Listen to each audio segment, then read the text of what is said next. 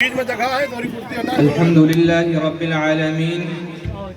والصلاة والسلام على سيد الأنبياء والمرسلين محمد وآله وأصحابه أجمعين ومن تبعهم بإحسان إلى يوم الدين. أما بعد، فقد قال الله تعالى: يا أيها الذين آمنوا ادخلوا في السلم كافة ولا تتبعوا خطوات الشيطان إنه لكم عدو مبين. معزز سامعین،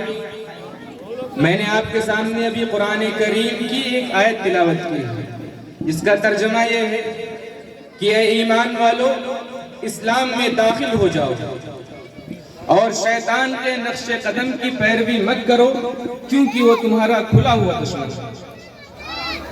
قرآن کریم کی اس آیت کریمہ میں مسلمانوں سے مطالبہ کیا گیا ہے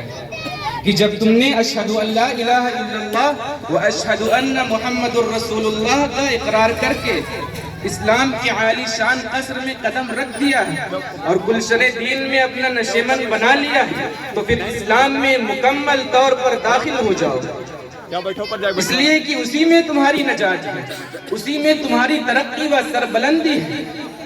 کہ اسلام کو اس کے تمام تر خوبیوں کے ساتھ اختیار کر لو، اس کے تمام تر ضابطوں کے ساتھ تسلیم کر لو، کیونکہ اسلام رب العالمین کا پسندیدہ اور آخری مذہب ہے۔ احکم الحاکمین نے اس کو سند قبولیت سے نوازا ہے اور اس کی کاملیت کا اعلان فرمایا ہے۔ اس کے علاوہ کسی دوسرے دین کو اور دوسرے دین کے اختیار کرنے والے کو متنبہ کیا ہے، خبردار کیا ہے۔ قرآن کریم میں ارشاد ہے: وَمَنْ يَبْتَغِ غَيْرَ الْإِسْلَامِ دِينًا فَلَنْ يُقْبَلَ مِنْهُ وَهُوَ فِي الْآخِرَةِ مِنَ الْخَاسِرِينَ۔ کہ اسلام کے علاوہ کسی دوسرے دین کی پیروی کرنے والے کو بخشا نہیں جائے گا اور وہ آخرت میں نقصان اٹھائے گا، اس لیے کہ اسلام ہی آخری و ابدی مذہب ہے۔ اب ادیان و مذاہب کی آمد کا سلسلہ بند کر دیا گیا ہے، نبوت اور رسالت کے سلسلے پر مہر لگا دی گئی ہے اور یہ اعلان کر دیا گیا ہے کہ اليوم اکملت لکم دینکم واتممت علیکم نعمتی ورضیت لکم الاسلام دینا، کہ ہم نے آج تمہارے لیے تمہارا دین مکمل کر دیا ہے اور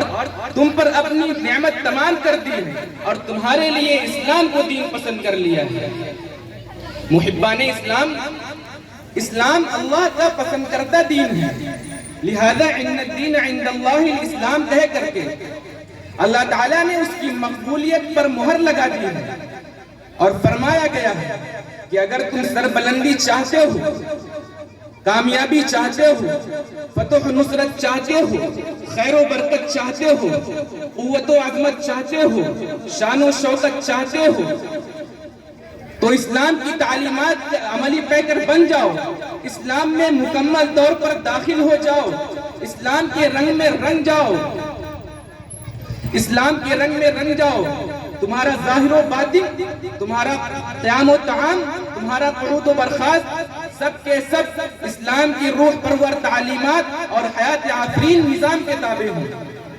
لیکن اتنا سن لو کہ اس کے لیے تم کو صبر و استقامت کے دور سے گزرنا پڑے گا، ابتلاء و آزمائش سے دوچار ہونا پڑے گا، ہوشیار و چوکنا رہنا پڑے گا، اس لیے کہ شیطان تم کو رائے حق سے بھٹکائے گا، اسلام کے راستے سے ہٹائے گا، نئی نئی راہیں نکالے گا، کیونکہ وہ تمہارا کھلا ہوا دشمن ہے۔ اس نے اللہ تعالیٰ سے عہد لیا ہے کہ ہمارے مطیع و فرما بردار اور عبادت و گزار اور اطاعت و شعار اور مخلص و وفادار بندوں کو گمراہ کرے گا، کفر و شرک اور ضلالت و جہالت، بدعات و خرافات کی نجاست سے آلودہ کرے گا، شیشہ دل کو نافرمانی و شرکشی، طغیان و عصیان سے داغدار بنا دے گا۔ اس کو یہ بات برداشت نہیں کہ تمہارا سر ہمارے دربار عالی شان میں خم ہو،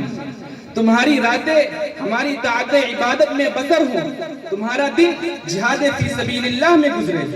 تمہارے زبان پر ذکر خدا ہو، تمہارا مال رائے حق میں خرچ ہو، تمہارے قدم مسجدوں کی طرف اٹھے، تمہاری نگاہوں میں شرم و حیا ہو، تمہاری نگاہوں میں شرم و حیا ہو، تمہارے پیٹ میں رزق حلال جائے اور تمہارے ہاتھ دین کی حمایت میں بلند ہو، اس کو یہ بات برداشت نہیں، وہ تو تم کو اسلام کے نام پر ہی گمراہ کرے گا، قبروں پر سجدہ کرائے گا اور کہے گا یہ تو سجدے تعظیمی ہے۔ ویسے ہی سجدے تعظیمی جیسا کہ ملائکہ نے حضرت آدم علیہ السلام کو کیا تھا۔ پیروں کی مزارات پر لے جائے گا، مرادیں منگوائے گا، چادریں چڑھوائے گا، نیاز و فاتحہ کرائے گا اور کہے گا یہ تو بدعات نہیں، یہ تو اظہار عقیدت و محبت ہے۔ شادی بیاہ میں فضول خرچی کرائے گا اور کہے گا یہ تو مسرت و شادمانی کا اظہار ہے۔ جہیز جیسی لعنت میں گرفتار کرا کر کہے گا یہ تو سنت رسول ہے۔ ٹی وی جیسی خرافات خریدوائے گا اور کہے گا یہ تو تفریحات کا سامان ہے۔ نماز سے روکے گا، روزے سے روکے گا، تلاوت سے روکے گا، دین کے تمام امور سے تم کو روکے گا اور کہے گا اللہ تو بہت غفور الرحیم ہے۔ برادران ملت، آج ہم شیطان کے جال میں گرفتار ہو چکے ہیں، آج ہم شیطان کے جال میں گرفتار ہو چکے ہیں اور وہ جیسا چاہتا ہے ویسا ہی ہم کرتے ہیں۔ ایک طرف تو ہم اسلام کا دم بھرتے ہیں اور محبت رسول کا نعرہ بلند کرتے ہیں، لیکن جب اسلامی تعلیمات پر عمل کرنے کا وقت آتا ہے تو اسلام کو ایک طرف کنارے کر دیا جاتا ہے، قرآنوں کو طاقوں پر سجا دیا جاتا ہے۔ یعنی جہاں اسلامی تعلیمات پر عمل کرنے میں نفسانی جذبات پر آنچ آتی ہے وہاں پر عمل نہیں کرتے، اور جہاں پر نفسانی جذبات پر آنچ نہیں آتی وہاں پر عمل کرتے ہیں۔ ہمارا حال تو بالکل یہود و نصارہ جیسا ہو گیا ہے۔ قرآن نے ان کے بارے میں اس طرح بیان کیا ہے کہ اَفَتُؤْمِنُونَ بِبَعْضِ الْكِتَابِ وَتَكْفُرُونَ بِبَعْضٍ کہ کیا تم کتاب کے بعض حصے پر ایمان لاتے ہو اور بعض کا انکار کرتے ہو؟ کیونکہ یہود تورات کے احکام عملی پر عمل تو کرتے تھے،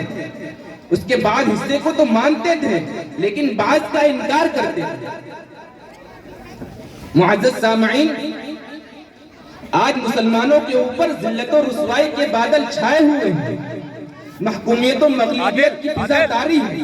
باوجود ہے کہ قرآن پاک میں اللہ تعالیٰ نے ان سے شان و شوکت اور قوت و عظمت کا وعدہ کیا ہے۔ قرآن پاک میں فرمایا گیا ہے لا تہنوا ولا تحزنوا وانتم الاعلون ان کنتم مؤمنین،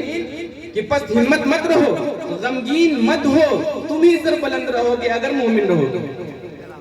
آج کیا وجہ ہے کہ مسلمان کامیاب و کامران نہیں ہے؟ بس ایک ہی سبب ہے کہ آج ہمارے پاس اسلام تو ہے، اسلام کے ماننے کا دعویٰ بھی ہے، قرآن تو ہے، قرآن کے ماننے کا دعویٰ بھی ہے، حدیث تو ہے، حدیث کا ماننے کا دعویٰ بھی ہے، لیکن یہ صرف دعویٰ ہی دعویٰ ہے۔ ہم 100% عملی طور پر مسلمان نہیں ہیں۔ تو تمام کے تمام اعمال کو چھوڑنے والے ہم ہیں، روزہ ہم نہیں رکھتے، زکوٰۃ ہم نہیں دیتے، نماز کو ہم چھوڑتے ہیں، اگر نماز پڑھ لی تو زکوٰۃ نہیں دیں گے، حج کر لیا تو روزہ نہیں رکھا، اور اگر ہم نے ان سب پر عمل کر بھی لیا، اگر ہم نے ان سب پر عمل کر بھی لیا تو حقوق العباد میں کوتاہی کرتے ہیں، ہمارے معاملات درست نہیں، ہمارے تعلقات اچھے نہیں، غیبت سے ہم نے اجتناب نہیں کیا، جھوٹ سے ہم نے اجتناب نہیں کیا، بے ایمانی سے ہم نے اجتناب نہیں کیا۔ میرے محترم بزرگوں دوستو،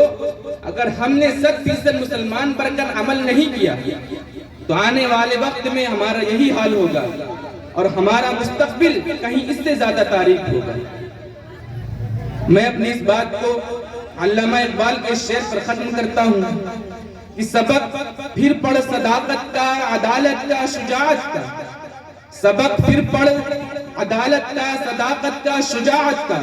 لیا جائے گا کام تجھ سے دنیا کی امامت کا۔ وآخر دعوانا الحمدللہ رب العالمین۔ السلام علیکم ورحمۃ اللہ۔